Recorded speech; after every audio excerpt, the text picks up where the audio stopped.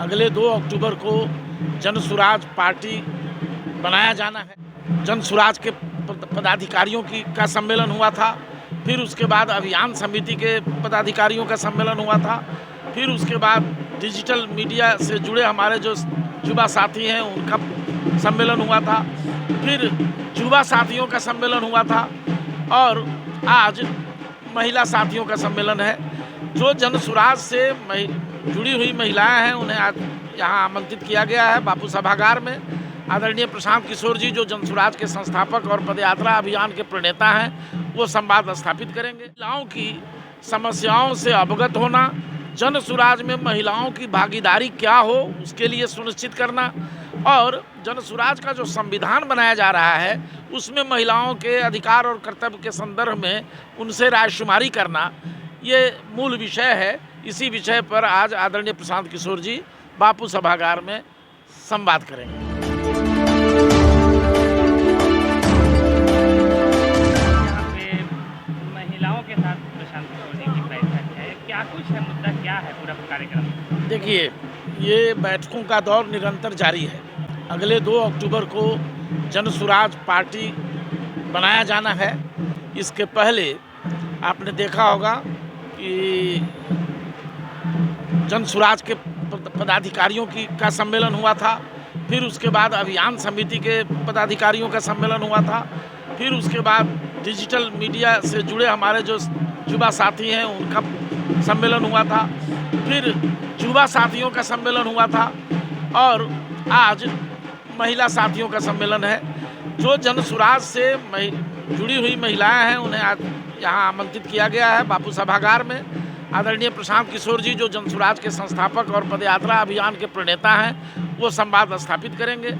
इसका मूल मकसद महिलाओं की समस्याओं से अवगत होना, जन सुराज में महिलाओं की भागीदारी क्या हो उसके लिए सुनिश्चित करना और जन सुराज का जो संविधान बनाया जा रहा है उसमें महिलाओं के अधिकार और कर्तव्य के संदर्भ में उनसे रायशुमारी करना, ये मूल विषय है। इसी विषय पर आज आदरणीय प्रशांत किशोर जी बापू सभागार में संवाद करेंगे।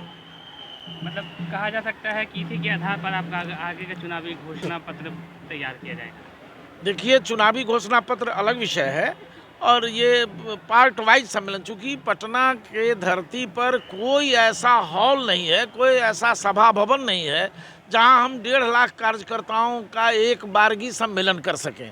तो इसीलिए पार्ट वाइज सम्मेलन किया जा रहा है ताकि 20-20 हज़ार, 15 हज़ार से 20 हज़ार तक की संख्या पहुंच रही है और ये क्रम अभी चलता रहेगा। आगामी 1 तारीख को आप देखेंगे इसी बापू सभागार में अल्पसंख्यक समुदाय का अधिवेशन होगा, कार्यक्रम होगा।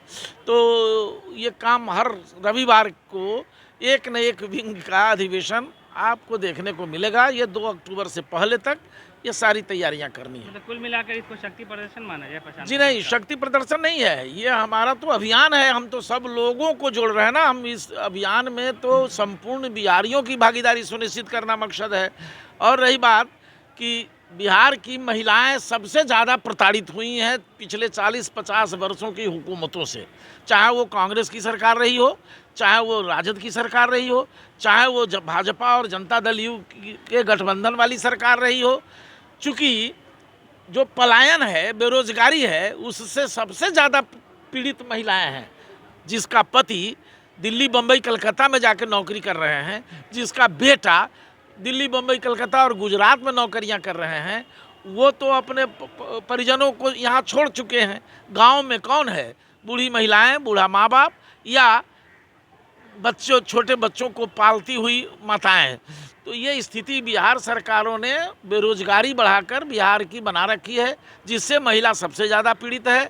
छठ में, त्यौहार में, ईद में, बकरीद में लोग आते हैं तो उनको अपने पुत्र और अपने समांग से मिलने का मौका मैसर होता है, वरना ये अकेले यहाँ अपनी ज़िंदगी बसर कर रहे हैं, वो अकेले वहाँ संकट भरी ज़िंदगी जी रहा है दूसरे प्रदेशों में। ये इन हालात में महिलाओं का, नारी शक्ति का केंद्रीकरण करना, संगठित करना, लामबंद करना आदरणीय प्रशांत किशोर जी का मकसद है, जन सुराज का मकसद है। और इसमें महिलाओं की बड़ी हिस्सेदारी हो रही है। पदयात्रा के दौरान भी बड़ी संख्या में महिलाएं आदरणीय प्रशांत किशोर जी को माला पहना रही है, चंदन लोरी कर रही है, उनका स्वागत कर रही है। तो इसके मूल में तो वोट बैंक ही है ना, वापस तो इसको वोट बैंक के तौर पे हासिल करना चाहेंगे प्रशांत किशोर? देखिए, हम तो पूरे बिहारियों को लामबंद कर रहे हैं। हमारे लिए सभी बिहार की जनता वोट बैंक है और सबका मान सम्मान इसलिए हम चाह रहे हैं कि बेरोजगारी अगर दूर किया जाएगा, शिक्षा की अच्छी व्यवस्था गाँव में और प्रखंडों में कराई जाएगी, लोगों को रोजगार दिए जाएंगे, तो इससे बड़ी बात बिहार के लिए क्या होगा। दूसरी बात, आदरणीय प्रशांत किशोर जी की स्पष्ट घोषणा है कि हम यहाँ बिहारी भाई जो बिहार में रह रहे हैं उनको तो रोजगार देंगे ही देंगे, जो बाहर चले गए हैं उनको रोजगार, उनको बुलाएंगे, फिर वापस लौटाएंगे और उनको यहाँ रोजगार देंगे। और एक दिन ऐसी स्थिति पैदा करनी है, इतना समृद्ध कर देना है बिहार को कि हमारे यहाँ हरियाणा, गुजरात, पंजाब और दूसरे प्रदेशों के लोग नौकरी मांगने आए, ये स्थिति बनानी है। उन्होंने एक और घोषणा करी है। उन्होंने तो पिछले दिनों मधेपुरा की सभाओं में बार बार कहा है कि आपके यहाँ 2025 के चुनाव के बाद जो पर्व होगा, छठ होगा, उसमें जो लोग आएंगे आपके यहाँ वो अब लौट के बिहार से बाहर नहीं जाएंगे, सबको हम यहीं रोजगार देंगे। ये बड़ी बात है। बिहारी इसी रोजगार के लिए छटपटा रहा है, इसलिए युवा शक्ति हमारे साथ है, इसीलिए महिलाएं हमारे साथ हैं, क्योंकि उनको अपने शौहर से भेंट करने का, परमानेंट एक साथ एक घर में एक आंगन में रहने का मौका मैसर होगा। माँ बाप को अपने पुत्रों के साथ, अपने पोता पोती के साथ घर में एक संयुक्त परिवार की जो अवधारणा गाँव में ख़त्म हो रही है, उस अवधारणा को पुनर्जीवित करने का जो प्रशांत किशोर जी का अभियान है, इसमें सफलता मिलेगी।